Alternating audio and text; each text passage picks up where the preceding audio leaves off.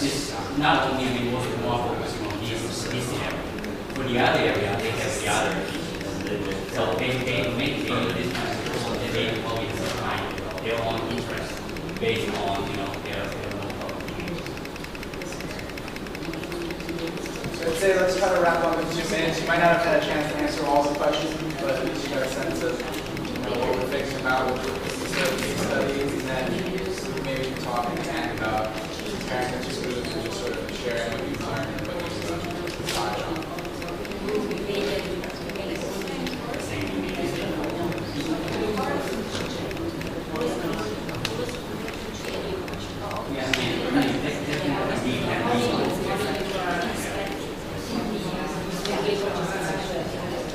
This one. Basically we have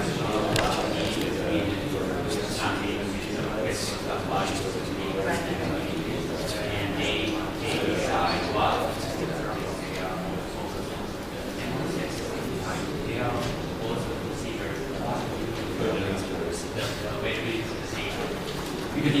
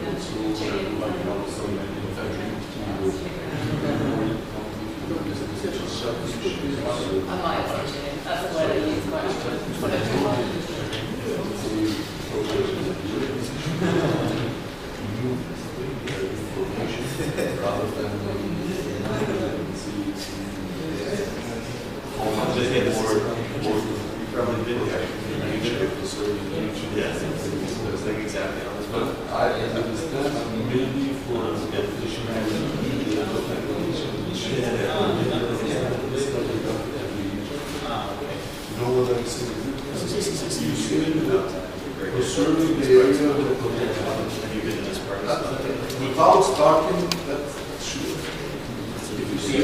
Surely not what we call it, we will do that. Well, you have, let's say, they actually play with the, we arrange this platform. And then they are not only focusing on this overall, they focus on this kind of overall change. They also spatial change. I mean, I don't think you can flow into that kind of image. And also, this kind of technology also help but how, what we lose and what we get. Yes.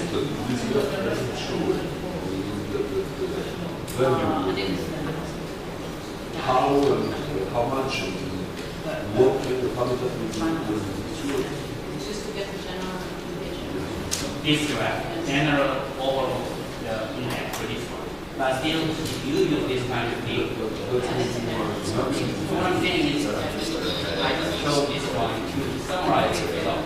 But let's go through this question, and then you will see how we use this one and also how we use this kind of space. That helps you. Then we can get to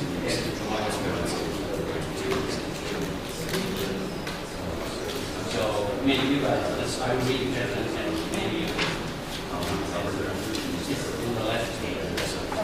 So which scenario leads to an overall increase in hashtag quality? Yeah. So which scenario leads to an increase in water quality? Yeah. So describe the trade-offs that occur in the underrated scenario. So what we gain and what we lose, what kind of trades?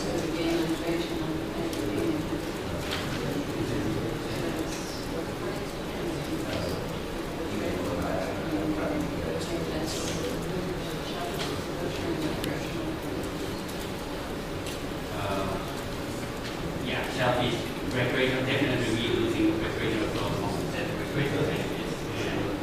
which are converter, we get more as baseline, but less than, you know, the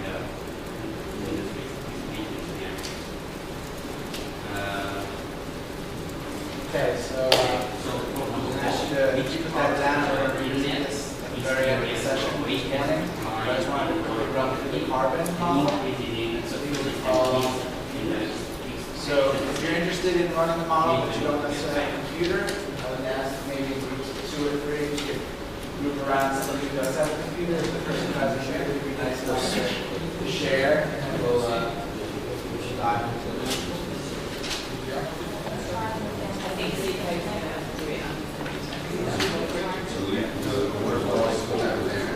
yeah.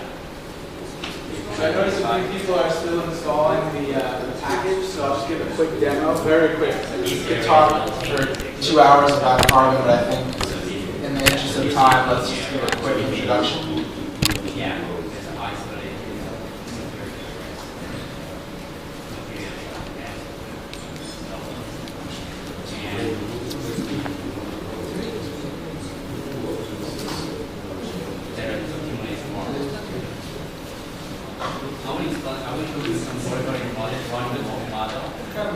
Okay, so the current carbon storage and sequestration model is for a terrestrial approach with land use, land cover, but as I mentioned, we are in the works of developing a blue carbon model, which looks at coastal and marine ecosystems. So this is the terrestrial version, which is available in our 3.0 package.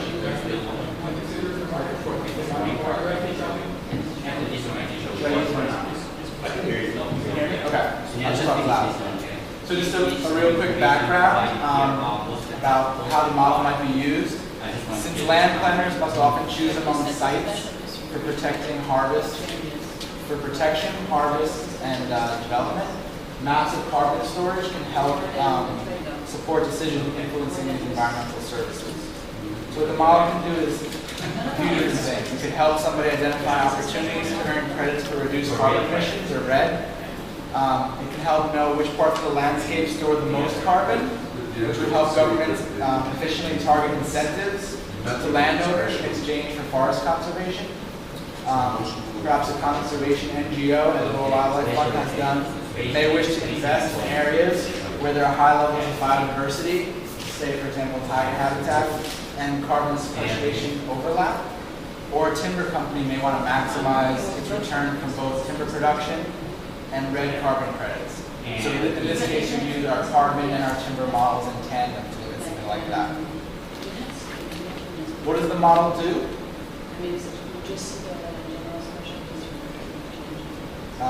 Using maps of land use and land cover, we can map the amount of carbon in carbon pools. It helps estimate the net amount of carbon stored in a land parcel over time. And I'll show you what this means in terms of land cover maps. Also, the total biomass removed over time from a harvested area of that parcel, and then the market or social value of the carbon sequestered in the remaining stocks from a current to future scenario. So this model sits around the tier 1 approach because you can't use global information. You need much more information than that in terms of carbon storage and the different pools of carbon. And we do valuations. So by definition, in terms of the scale, we're using the tier 1 model. And here's the big picture in terms of the carbon cycle on the landscape. The reality of it is this model is very simple. It does not incorporate the dynamics of soil, species, climate, land management. It really just focuses on 4 pools and harvested wood products in terms of carbon sequestration. So as you see me animate, the ones that get dimmed out are what are ignored by the study. So it is very simple as an approach, but the benefit of that is that you don't need this intense amount of information, which a lot of people don't have, about how carbon exists in the landscape. So what the model does have is these inputs. Basically, the 4 pools I mentioned. And so it looks at how much is carbon worth on some sort of carbon market again. As you go through the landscape, carbon goes through various cycles, and often carbon is emitted off the atmosphere. So we have above ground biomass, which is living plant materials above soil. below ground biomass, which is living roots below the soil. We have dead wood or dead trees which are standing and falling.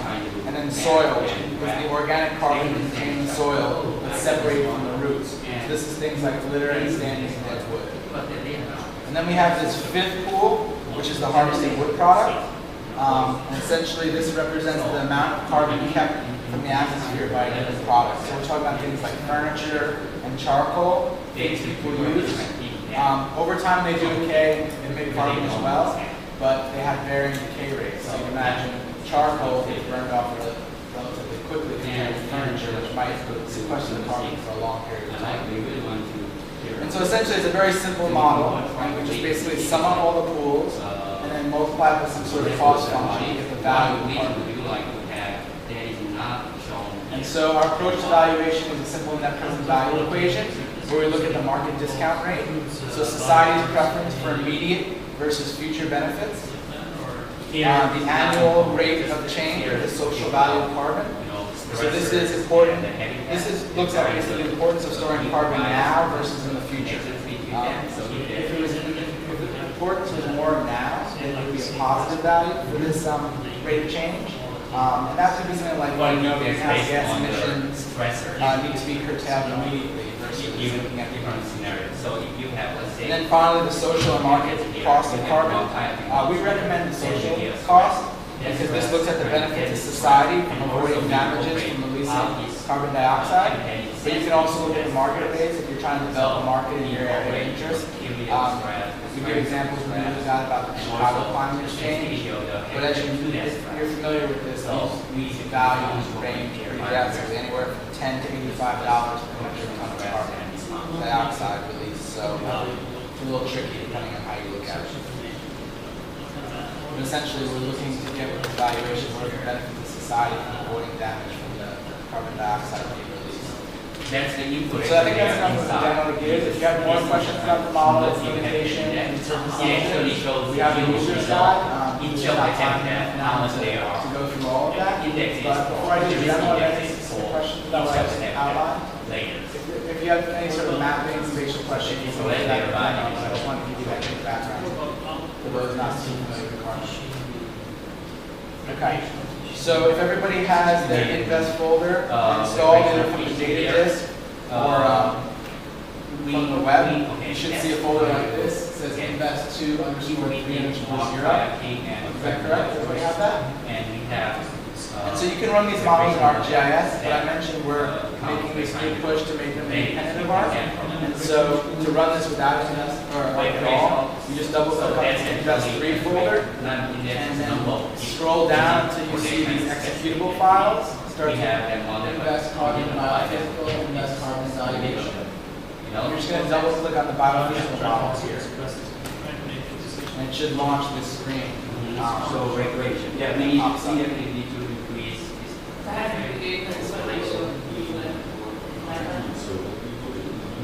So this is the interface of the new carbon model that's in our 3.0 framework. Because the beginning is not ready yet. So yeah. That's It should just launch or the quantity of fish that are getting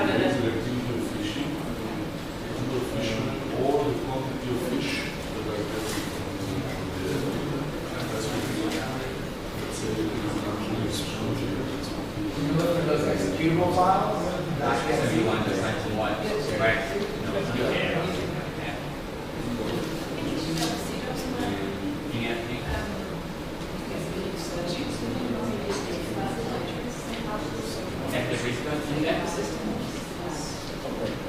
So how we capturing?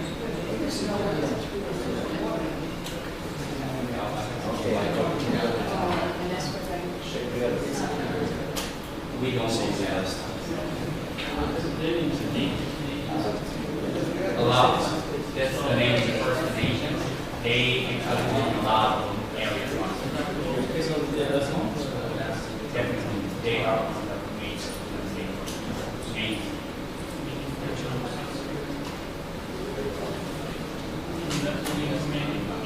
Do you have it? Sorry, I didn't want to. Okay, looks like everybody's pretty much there. So this is the interface. I think we still have One more?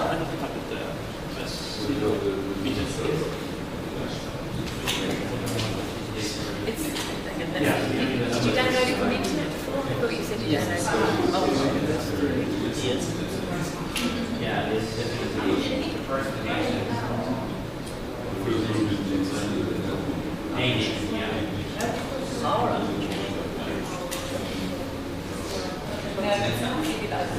I'll show you later.